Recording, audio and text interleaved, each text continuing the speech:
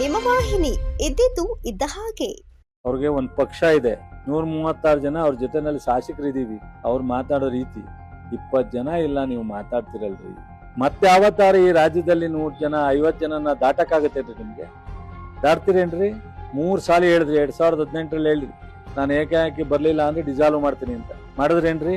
23ರಲ್ಲಿ ಹೇಳಿದ್ರಿ ಪೂರ್ಣ ಸರ್ಕಾರ ಬರ್ದೆ ನಾನು ಯಾರ ಜೊತೆಲೂ ಸರ್ಕಾರ ಮಾಡಲ್ಲ ಅಂತ. ಡಿಸಾಲ್ವ್ ಮಾಡಿದ್ರೇನ್ರಿ? ಕರುಣಾನಿಧಿ ಮಗನ್ ಹೋಗಿ ನೋಡ್ರಿ, ಹೋಗಂತ ಟ್ಯೂಷನ್ ತಗೊಂಬಂದ್ರಿ. ಅವ್ರ ತಂದೆ ಸತ್ತ ಮೇಲೆ ಪೂರ್ಣ ಪ್ರಮಾಣದ ಸರ್ಕಾರ ಮಾಡ್ತಾರೆ, ಡೆಮಾಕ್ರಸಿನಲ್ಲಿ ಗೆದ್ದು. ಚಂದ್ರಬಾಬು ನಾಯ್ಡು ವಿರುದ್ಧ ರಾಜಶೇಖರ ರೆಡ್ಡಿ ಮಗ ಜಗನ್ನು ಪಕ್ಕದ ಆಂಧ್ರದಲ್ಲಿ ಸಂಪೂರ್ಣ ಮೆಜಾರಿಟಿ ತಗೊಂಡು ಸರ್ಕಾರ ಮಾಡ್ತಾರೆ.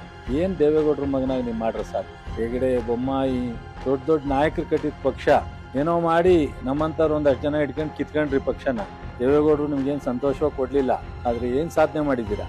ನಿಮ್ಮೆಲ್ಲರೂ ಗೌರವವಾಗಿ ಮಾತಾಡೋದು ಕಲ್ತ್ಕೊಳ್ರಿ. ಮಿಸ್ಟರ್ ಕುಮಾರಸ್ವಾಮಿ ಅವರೇ, ಗೌರವವಾಗಿ ಮಾತಾಡಿ. ಇದನ್ನ ಯಾರು ಸಮಾಜ ಸಹಿಸಲ್ಲ, ಕರ್ನಾಟಕದ ಕನ್ನಡಿಗರು ಸಹಿಸಲ್ಲ, ನಾವು ನಿಮ್ಮನ್ನ ಸಹಿಸಲ್ಲ. ಬಟ್ ಈ ತರ ನಿಮ್ಮ ಸರ್ಟಿಫಿಕೇಟು ನಮಗೆ ಅವಶ್ಯಕತೆ ಇಲ್ಲ. ಡಿ ಕೆ ಶಿವಕುಮಾರ್ನ ನೀವು ಅಭಿನಂದಿಸ್ಬೇಕಾಗಿಲ್ಲ. ಅಭಿನಂದಿಸಿದ್ರೆ ನೀವು ದೊಡ್ಡವರಾಗ್ತಿದ್ರಿ. ರೇವಣ್ಣಗಿರೋ ಸೌಜನ್ಯ ನಿಮ್ಗಿಲ್ಲ. ರೇವಣ್ಣ ಹೇಳಿದ್ದಾರೆ, ಬಹಳ ಸಂತೋಷ ನಮ್ಮವರೊಬ್ರು ಮುಖ್ಯಮಂತ್ರಿ ಆಗಿದ್ದೀರಾ ಅಂತ. ರೇವಣ್ಣಗಿರೋ ಒಂದು ಸೌಜನ್ಯ ನಿಮ್ಗಿಲ್ಲ ಅಂದ್ರೆ ನೀವೆಷ್ಟು ಮನಸ್ಸು ನಿಮ್ಗೆ ವಿಚಿತ್ರವಾದಂತ ಇದನ್ನ ಬೆಳೆಸ್ಕೊಂಡಿದ್ದೀರಾ. ಇನ್ನು ಮುಂದಾದ್ರೂ ನಾನು ಎಕ್ಸ್ಪೆಕ್ಟ್ ಮಾಡಕ್ ಆಗಲ್ಲ ನಿಮ್ಮಿಂದ ಒಳ್ಳೇದನ್ನ. ಆದ್ರೂ ಸಹ ಒಂದು ದೇವೇಗೌಡರಿಗೆ, ಜನತಾದಳಕ್ಕೆ ಒಂದಷ್ಟು ಗೌರವ ಇತ್ತು, ಅದನ್ನ ಇನ್ನೂ ಜಾಸ್ತಿ ಕಳಿಬೇಡಿ, ಹರಾಜಾಕ್ಬೇಡಿ.